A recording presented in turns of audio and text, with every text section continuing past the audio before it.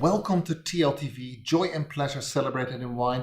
I am here today in the Spitalkellerei in Konstanz at Lake Konstanz here in Germany. And Lake Konstanz is quite special. Why is it special? Because a lot of the wines are not very well known. I mean, there are over 20 wineries around the lake in Switzerland, Austria, and in Germany.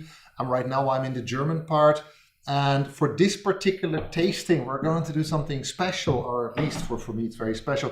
We're going to go to actually look at some of the Pinot Noir wines, the Spätburgunder, the Blauburgunder, as it is known here in Germany. And we started with some very young wines. Why are the two bottles here? The first one we had was already open a little bit longer. And as you can see in the German tasting, it actually lost some of its appeal in the sense it was just over-oxidized and it was finished. And that reflected as well on the rating, but it's always a good test to know how you're moving, or let's say how you're tasting the wine. So it was a good exercise. Then we have a 2011 Spätburgunder red wine. And then finally, but last but definitely not least, we have an Imperia 2003. And it is a Cuvée made of Regent.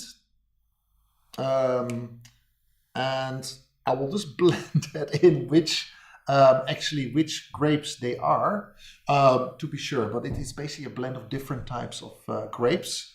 And 2003, already 13 years old, so it'll be very interesting to see how wines age. Germany and red wine for a lot of people is very difficult to imagine. So with no further ado, I'd say let's get started. And we kick off with the Spätburgunder Rotwein, the Pinot Noir red wine, and it's 2013. Spends around 12 months in old oak, or let's say barrels that have been used for around 5 to 6 years. So I'd say let's give it a swirl and have a taste. And from the nose, you already get this a little bit of toast. You get the cherries, you get the red tree fruit. It's very fresh. Tannins are very fine. That's because of the micro-oxidation in the actual other barriques, where through the pores you get like little bits of oxygen coming in, helping to really ripen the wine, and that's why we refine it. Has a nice light buttery chew, very, very gentle, very inviting, a lot of red fruit. And considering it's less than €8 a bottle, this is a pretty spectacular bottle of wine because it's so inviting. And it's a very straightforward wine, but just imagine a picnic or a barbecue. Red tuna, nice tuna steak with this. Oh, delicious. So for €8 and as well, the alcohol volume, 13% alcohol. This is not bad. This is not bad. But before I forget, today's a special day as a very good friend of mine and his lovely wife actually gotten their first child. And Sebastian Victoria, if you see this, we already were on the phone earlier on for little Julien, as he was named after Saint-Julien, because they are both wine lovers and have spent a wonderful time in Saint-Julien. And basically there are some phenomenal wines, and maybe we can take a pick and actually enjoy some wonderful German reds, but I'll take a pick out of these three and we see which wine is nice to enjoy together the next time we meet. So back to this particular wine, very young, 2013, 3 years old, ready to drink. We'll keep to around 2017, and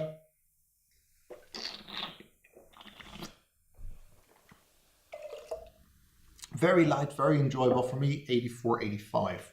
If we then move on to something a little bit more older, 100% Pinot Noir, Spätburgunder. This is, as well, if you look at the color, right? They are so bright, so full of life. It's just, and as well, the nose is very different. You get some caramel, you get some often apple almost, interestingly enough. And 2011 was a special year. They got the grapes, and this as well shows the blue label for the Spitalkellerei Konstanz. That the wine, very low alcohol, but still like very nice on the palate, like a wonderful acidity, enough red fruit. You get some cream, you get some butter, some crème de cassis.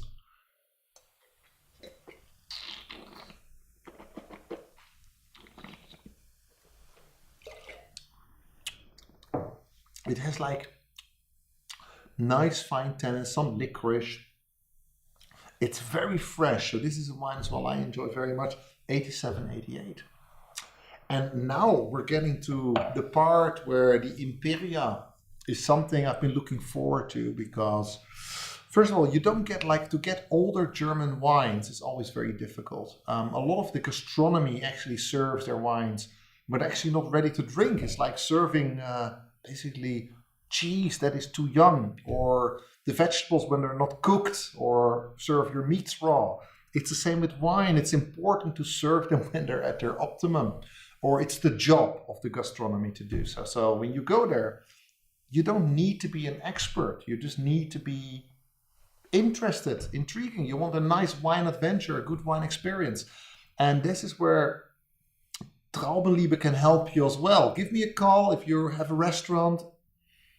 I'm happy to basically make a wine concept that really suits the needs of your customers and the concept you have in mind for your hotel or restaurant, to make sure that people have a great wine experience. It is ultimately make or break for every good meal that you enjoy a good glass of wine, and you have that to the best of the possibilities, what's happening in the kitchen, that the wine complements that, or the other way around.